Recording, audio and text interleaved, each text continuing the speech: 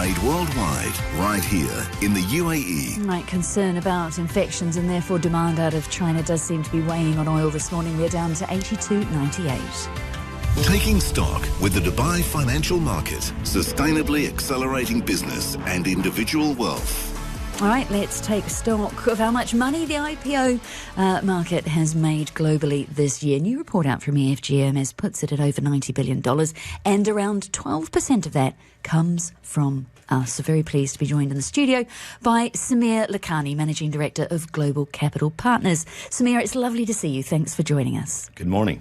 And a treat to actually have you in person, because you are one of those who are at your desks earlier than we are. Yes, I am, but nothing's going on the 30th, so we're fine. So let's look at what has gone on, though, during the year. The CFG Hermes report puts us as not the biggest slice, but a slice nonetheless of global IPO activity. Can you put that in context for me? Because it hasn't been a big year globally for IPOs overall, has it? No, it hasn't. If you look at countries like the United States, funds raised have been down an astonishing 94%. Even in markets like India, which have done well in the secondary sector, the monies raised have been down 50%. In that context, UAE, I think, accounted for 4 of the top 10 IPOs that were raised this year. DIWA was one of the largest, followed closely behind by Buruj, Americana, and there was one more, I think, Talim, right? So we've done relatively well, and it comes off an exceptionally good year that we had last year. Last year we raised $11 billion. This year it's been increased by 50-60%. So we're about 12% of what the overall markets raised globally. That's in terms of the monies raised. In terms of subscriptions, it's more than twice that. Why is the subscriptions, and they're the oversubscriptions, aren't they? Why are they Correct. important? What does that tell us?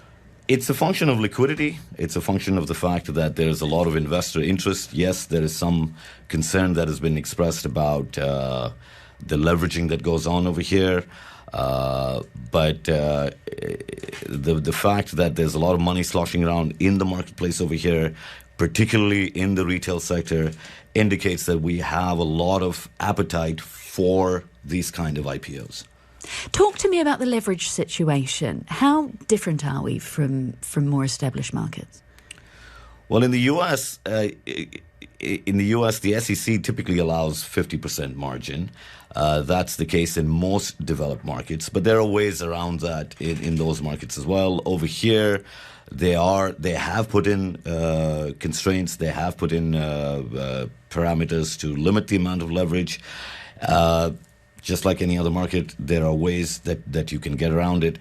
I think that is a concern, but what needs to be focused on is the fact that it's been a while since we've seen this kind of interest in the local markets, in terms of the local capital markets, and we're seeing that spill over into the secondary market as well, right? So, for example, we've had Empower as an IPO, but its close competitor Tabreed has done more than 20% in terms of secondary market performance this year. We're starting to see that spill over into all kinds of sectors. There's a heavy emphasis in the UAE about real estate. Emaar, for example, is up more than 20% this year. And we're seeing that more and more as activity spills into the secondary market. Is that a halo effect from the publicity around the IPOs? Is that just because there is more money in the markets, more liquidity, or is it more international investors getting involved now that we have the size, or getting the size? It's I think all of the above. International investors are definitely coming into the market. We can see that with the kind of foreign ownership limits that have been raised, with the kind of foreign institutional investor monies that have come in. But really, for any capital market to develop, there is no substitute for local investors. And we have seen some rocky periods in the past as far as the DFM is concerned. We've seen some delistings, some high-profile delistings, and some sort of, I would say almost the word cynicism about the markets and how they perform. That has changed. There's been a sea shift in the last year and a half. A lot more light has been shined upon. There's a lot more information available now. The regulatory authorities are doing their bit to get the information out there. We're having, I think, an IPO summit in the end of January. So it's part of information dissemination. It's part of international investments, but it's also part of the fact that we're getting to the heart of fundamental investing, which is about dividends. I know that sounds boring. I know that's something that has not been talked about for the last 20 years, but we're seeing a return to first principles, and the interest that is coming from institutional as well as retail investors is reflecting that. Let's talk about the aftermarket, the secondary market performance of these companies. One of our headlines this morning is Lubereft, the Saudi Aramco refining unit, that listed yesterday, and the share price slumped. Yeah. Are we just too used to things always going up on debut, that Lubereft and some of the others that have dropped have come as a bit of a shock? It's been a tough year for the markets globally, right? For IPOs that have gone down this year, we only need to look at the West and the FANG stocks. I mean, the top 5 stocks in the S&P 500 are down more than 40%. I think we've talked about Tesla and Amazon and all of that stuff. It's been a tough year. There is a risk that comes with investing in IPOs. There's no doubt about that. But investing in the capital markets, just like investing in general, it's a long-term game, right? And you have to be patient. And some of these stocks are boring in terms of the businesses that they do. They're not groundbreaking in terms of technology, but they're solid cash-generating returns, and that's, I think, the environment that we're in right now. We've had more than a decade plus of zero interest rates.